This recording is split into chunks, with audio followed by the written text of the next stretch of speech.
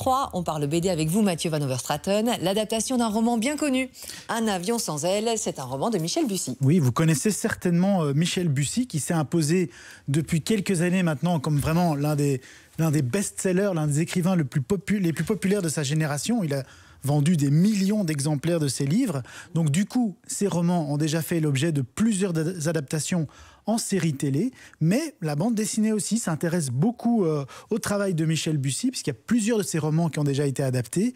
Ça a été le cas pour ses romans Mourir sur scène et Gravé dans le sable, qui ont tous les deux été adaptés en BD, mais c'est surtout l'adaptation de son roman Nymphéa Noire qui a marqué les esprits, parce que vraiment, c'était une formidable réussite. Et si je ne me trompe pas, Michel Bussy est lui-même amateur de BD, non? Oui, c'est ça qui est génial, c'est que Michel Bussy, c'est un vrai amoureux de la bande dessinée. C'est notamment un grand fan du travail de Jean Van Hamme, hein. Vous connaissez notre Jean Van Hamme, 13, Torgal, Largo Winch.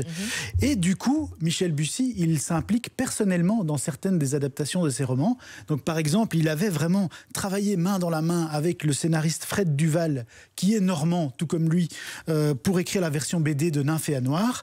Et c'est donc le même tandem, donc Michel Bussy et Fred Duval, qu'on retrouve aux commandes de l'adaptation de ce qui est sans doute son best-seller le plus connu, c'est-à-dire Un avion sans aile. Et une nouvelle fois, il faut bien dire, cette adaptation BD est particulièrement réussie, grâce aussi au dessin très spectaculaire du dessinateur brésilien Nicolai Pinheiro. Ouais, c'est très réussi. Vous nous rappelez un peu le pitch d'Un avion sans aile? Alors, on connaît. Voilà, je vais essayer de ne pas en dire trop. Mais pour ceux qui ne connaissent pas encore l'histoire, donc Un avion sans aile, ça raconte une enquête menée durant quasiment 20 ans par un détective qui porte un nom plutôt incroyable, Crédule Grand-Duc. Alors au début du livre, Crédule Grand-Duc, il est sur le point de se suicider parce qu'il pense que son enquête a échoué. Il pense que ce qu'il a fait toute sa vie n'a servi à rien. Mais tout à coup, en regardant la une d'un vieux journal, il a une révélation. Tout à coup, voilà, il sait. Et le lecteur, lui, devra attendre jusqu'à la fin du livre pour connaître cette fameuse révélation. J'y vais ou j'y vais pas, Delphine? Non, je laisse le suspense. Mais donc, juste en quelques mots, cette fameuse enquête, qu'est-ce que c'est? C'est la recherche de la véritable identité d'un bébé qui a survécu miraculeusement au crash d'un avion, le vol Istanbul-Paris en décembre 1980. Turkish Airlines. C'est ça, Turkish Airlines, sur le Mont Terrible. Et on ne sait pas qui est cet enfant. Cet enfant est soit Lise Rose de Carville, soit Émilie Vitral, qui étaient les deux bébés du même âge qui étaient à bord de l'avion.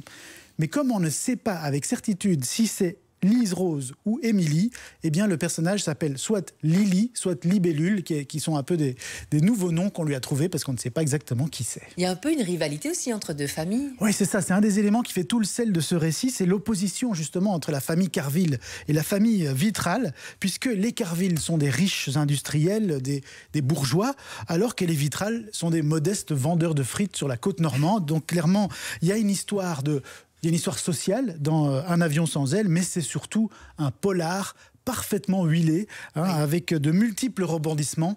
Donc je dois bien dire, moi, j'avais déjà lu le roman. Et si on a lu le roman, est-ce que la BD nous plaît? C'est ça. J'avais lu le roman, j'avais vu la série télévisée, puisqu'il y a une série télévisée qui existe, qui a d'ailleurs été diffusée sur la RTBF. Mais malgré tout, donc je connaissais déjà l'histoire quasiment par cœur, malgré tout, je me suis encore laissé prendre par cette histoire, par cette version BD, que je n'ai pas pu lâcher avant la fin, même si elle fait plus de 170 pages. Donc, cette BD, franchement, elle réussit l'exploit d'être tout aussi habile, tout aussi bien menée que le roman, alors qu'elle totalise pourtant beaucoup moins de pages, puisque le roman fait plus de 400 pages, je crois, ou 500 pages. Et ici, il a dû contracter quand même toute l'histoire. Mais je pense que ça va vraiment plaire aux fans de Michel Bussy, à ceux qui ont déjà lu le livre, mais surtout aussi à ceux qui ne connaissent pas encore l'histoire. Quand on tient un bon scénario, on le tient. Voilà, ça reste une bonne histoire, qu'elle se soit en BD, en roman, en film, c'est une très bonne histoire. Un avion sans aile aux éditions Glénat. Merci Mathieu Van Overstraten pour ce bon plan. On se connecte là tout de suite à 6h47 avec Forêt Nationale.